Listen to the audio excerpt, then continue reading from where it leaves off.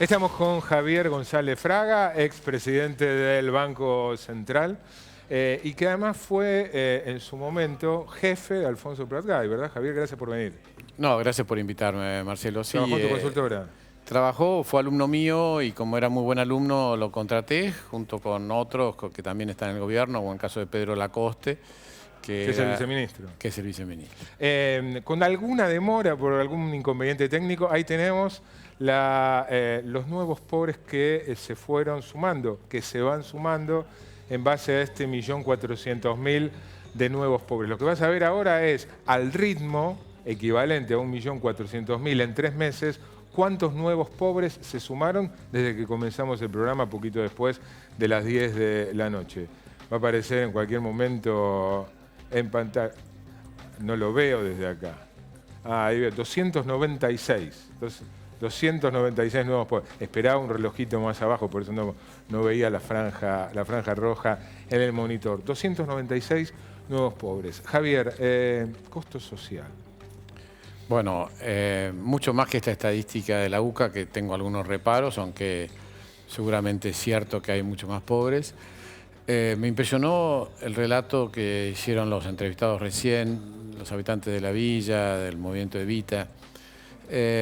Sin ninguna duda, y esto es un tema donde yo he opinado distinto de lo que resolvió el gobierno, sin ninguna duda ha habido un costo social por estas medidas y yo estoy convencido que hubiera sido mejor anticipar los salvatajes sociales a estas medidas. O sea, lo que se está decidiendo ahora, la eliminación del IVA, la ampliación jubilatoria, la ampliación de la asignación universal, la tarifa social, todo eso tendría que haberse implementado en los primeros días de enero. Entiendo que otras cosas... No es una crítica menor la que estás haciendo. No es una crítica menor. Porque lo que se está jugando en el medio es esto que estamos viendo en el monitor.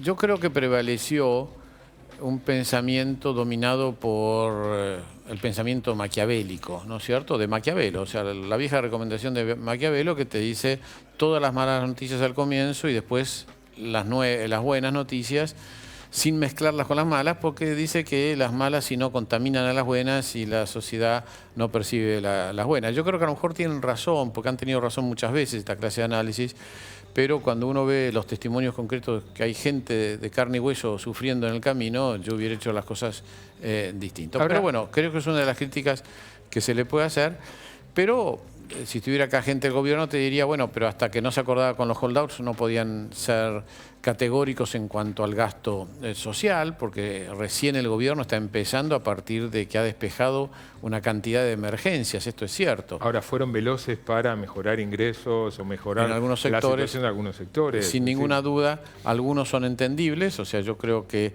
la salida del cepo y la reducción de algunas retenciones era necesario para, como se tomó un Banco Central con sus últimos dólares, había que muy rápidamente frenar la salida de dólares eliminando el cepo y crear las condiciones para que los exportadores vendan dólares. No sé si fue acertado o no, si lograron toda esa respuesta, porque en algunos casos inclusive se demoró, pero hay que entender que por lo menos tuvieron esa emergencia. O sea, yo vengo repitiendo hace muchos meses que el gobierno anterior no dejó la economía en el caos como estaba en el 2002 y donde toda la sociedad era consciente de la necesidad de hacer ciertos recortes y ciertas correcciones.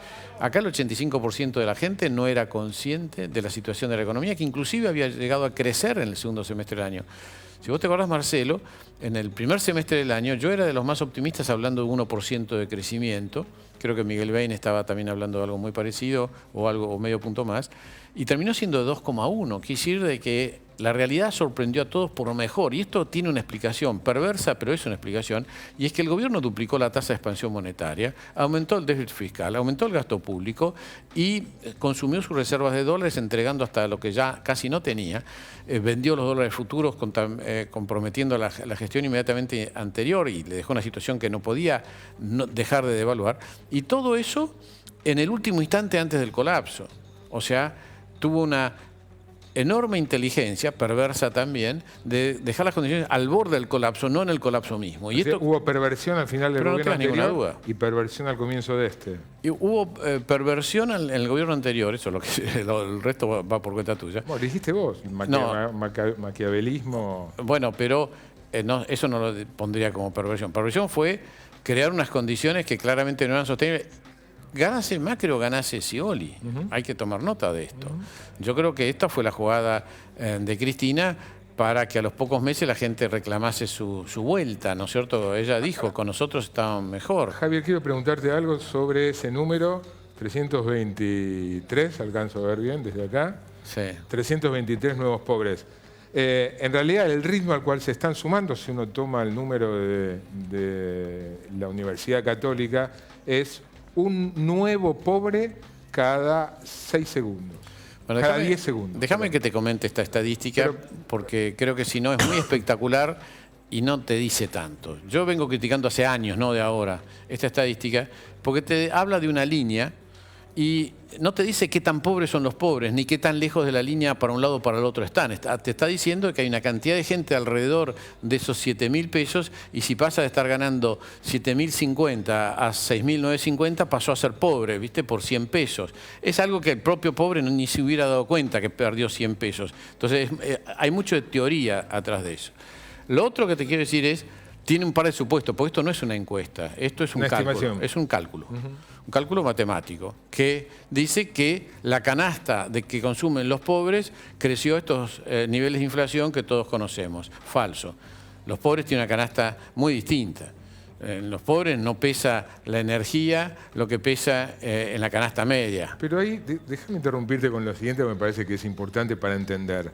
Para entender y además para cuestionar cierta lógica del gobierno. ¿Qué dice el gobierno respecto al impacto de la política económica en relación a los sectores más No postergados? escuché que dijera nada. Bueno, sí, está diciendo, hemos dado el aumento de emergencia, Bueno, pero hemos aplicado la tarifa social. Ahora, eso es, en el mejor de los casos, para los pobres. Esto que estamos viendo acá, 333, son nuevos pobres. Es decir, gente que estaba por encima de la línea de pobreza y que bueno, no pero tiene... igual sigue siendo parte de la clase pobre, ¿no es cierto? Que estén más allá o arriba de eso no cambia nada. Sí cambia, Javier. No, pero te quiero decir una cosa, dándote la razón. El pequeño detalle de que no son beneficiarios, no pueden acceder ni a la tarifa social, ni reciben... ¿Por qué no van a acceder a la tarifa social? Porque no son... No, acceden exactamente igual. Los que están por encima de la línea de igual, pobreza. por supuesto que sí. Si vos tenés una empleada doméstica que gana 8.000 pesos, accede a la tarifa social. Y no todas las empleadas domésticas te diría que... Bueno, pero no hay ningún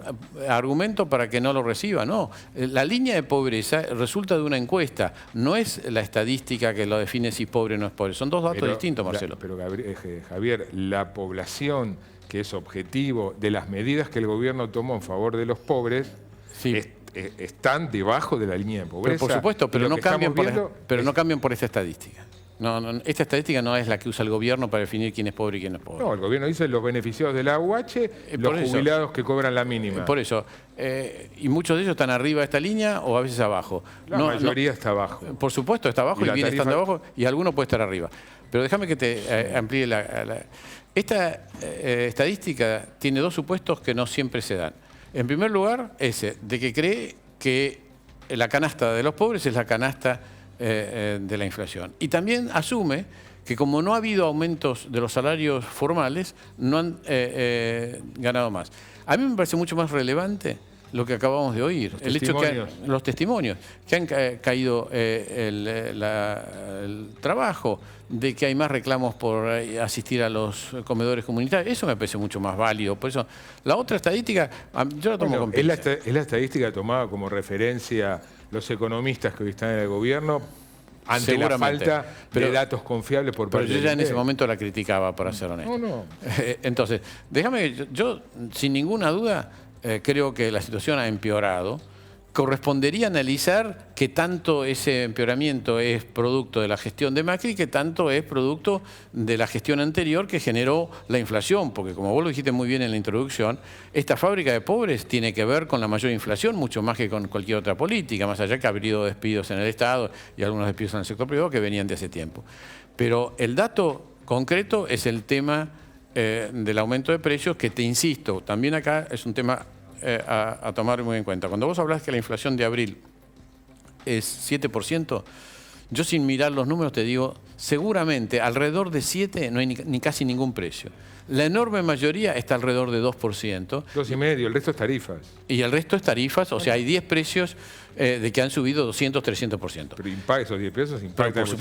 Por supuesto que impactan, pero lo que vos llamarías la inflación núcleo, o sea, la inflación más difundida, el dato más frecuente de inflación está más cerca de 2. Entonces, es muy arriesgado asumir que los pobres tienen la misma canasta de consumo. Yo te estoy sosteniendo que los más perjudicados, relativamente, obviamente, es la clase media y la clase media baja. Que son, precisamente a eso iba. Los nuevos pobres, ¿de dónde salen? Bueno, salen de arriba porque son... Si son nuevos pobres, no eran pobres. No, pero no son tampoco de clase media. Yo en eso difiero con vos. Son de un poco que ganan más, y aunque no pasen a ser pobres, aunque no estén abajo de eso, son los que están sufriendo de que en lugar de 180 pesos tienen que pagar 600. Y a lo mejor ganan 15.000, o tienen una jubilación mejor, o tienen 2 ingresos en una misma familia, pero son donde se ve la mayor bronca ahora, porque son los que no pueden prescindir de tener un consumo eléctrico más importante, tienen una casa, etcétera. No estamos hablando de las villas en este caso, ¿no? Por último, Javier, me llamó la atención, hoy publicaste una nota, una columna de opinión del diario La Nación. Sí. Y escribí acá una frase textual de esa columna. Dice, un aumento sostenido en el empleo y en el salario real es un objetivo demasiado ambicioso como para lograrlo en un par de años. Te olvidaste citar la frase anterior. La frase anterior habla de que el objetivo de combatir la pobreza es un objetivo de este gobierno de eliminar la pobreza, y lo que sostengo es hacerlo sobre la base de una mejora del salario, mejora del empleo, va a ser difícil. Y sigue el argumento, por eso es que creo que el gobierno va a apostar a las cloacas, a la policía, a que llegue el SAME, a que llegue las luminarias en las calles, al pavimento y toda una serie de cosas que no están dentro de esos 2 elementos que serían la clave y la lucha definitiva contra la pobreza, que es empleo. Estamos hablando de pobreza, empleo e ingresos, sino que mejore la calidad de vida de muchas familias que a lo mejor en términos de ingresos siguen siendo pobres, pero no es lo mismo un pobre donde puede llegar el SAME en 5 minutos, donde pueda llegar la policía y por lo tanto no lo asaltan, donde tenga un Banelco a pocas cuadras y por lo tanto no corre el riesgo de ser asaltado cuando va a cobrar plata, que en los que están hoy en la marginación. Entonces hay un tema que aunque no pase, lo que quiero decir es, aunque no pase por una mejora del ingreso, hay una forma de luchar contra la pobreza que hace a todos los elementos que rodean una calidad de vida. Para terminar, ¿hay repunte y rebote en el segundo semestre? Yo creo que el repunte debería estar viniendo, en mi opinión, en el último trimestre del año. Más cerca de fin de año. Más cerca de fin de año. Javier, gracias por venir. No, gracias por invitarme. Vamos a una pausa y seguimos aquí en Desafío 2016.